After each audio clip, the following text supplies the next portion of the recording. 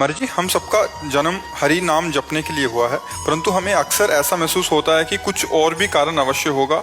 उस कारण को कैसे ढूंढें? मेरी जिंदगी का पर्पस क्या है? केवल जगना है बस। स्वप्न का जो दुख सुख है वो केवल जगने से जाएगा। ना आप स्त्री हो, न यहाँ कोई पुरुष है, न यहाँ कोई कर्तव्य है। स्वप्न का कोई कर्तव्य होता है क्या? बड़ा मेहनत किया स्वप्न में, जगे तब सब झूठा हुआ ना। स्वप्न में आपने 100 लोगों को भोजन पवाया और 100 लोगों को जान से मार दिया। जो जगने के बाद आपको क्या पुण्य लगेगा कि पाप लगेगा? है कुछ नहीं लगे। क्यों? किया तो था स्वप्न में, भंडारा किया स्वप्न में, मारा तो क्या उस समय क्या झूठा लग रहा था? स्वप्न में नहीं लग रहा था ना। जग गए तब लगा ना।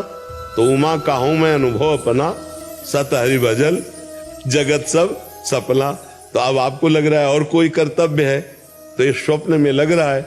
अगर जाग के देखो तो स्वप्न में एक आप ही थे, ना कोई वस्तु था, ना कोई व्यक्ति था, ना दुश्मन था, ना कोई दोस्त था। ये पता तब चला जब आप जगे। स्वप्न में जैसे हम कई बार कहा, समुद्र में डूब रहा हो कोई, अब उसको कैसे बचाया जाए? बहुत से तैराक बुला लिए जाए, नौका बुला ली जाए, सब व्यवस्था कर ली जाए, तो क्या स्वाप्निक पुरुष को बचाया जा सकता है क्या? जो स्वप्न में समुद्र में डूब रहा है, कुछ उपाय नहीं करेगा। उपाय एक करेगा, उसको पकड़ के जगा दो।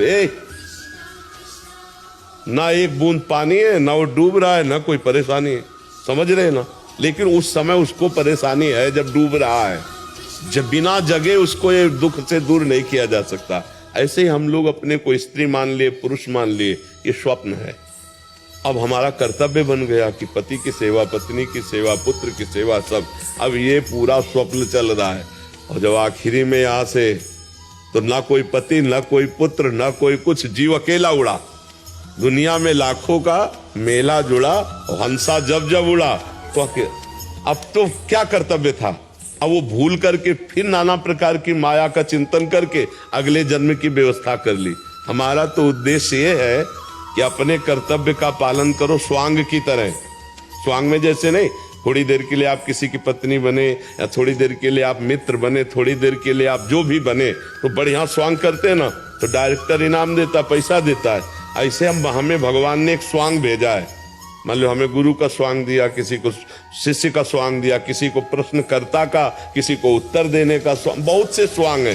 तो अपने स्वांग को अच्छी तरह निभाओ, लेकिन स्वांग को स्वांग रहने दो, नाटक को नाटक रहने दो, रोल को रोल रहने दो। अगर आप जो 1 घंटा किसी की पत्नी बनी स्वांग में, और इसके पीछे, तो आप उससे कहो कि मर्यादा में रहना।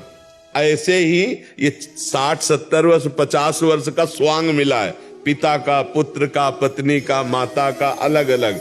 हमको इस स्वांग में कमी नहीं रहने देना।